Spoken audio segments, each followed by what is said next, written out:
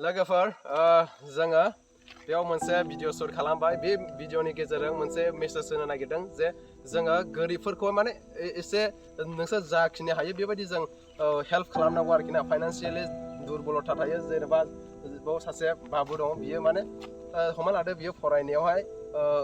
उसुबिदा आरोना फरायनायाव फाइनान्शियेलि बिसिनाव माने एबिलिटि गैया आरोखि ना बिसिनाव माने फोरोंनो हानाय गोहो गैया जे बियो बिब' हमना लाबाय बियो बिब'मोन बियो माने मा होनो बियो फाइनान्शियेलि बेखौहाय सापर्ट खालामनो हायाखै आरोखि ना फंबायखौ बेनिखायनो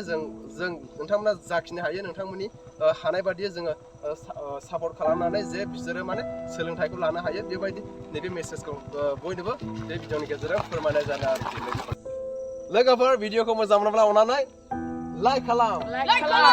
आरो भिडिअखौ बे भिडिअनि मेसेजखौ गुबुनफोरनो आरो बांहोबावनो सानदोंब्ला स्प्रे खालामनो सानदोंब्ला भिडिअखौ शेयार खालाम अके लोगोफोर बेखिनियावनो भिडिअखौ फोजोबबाय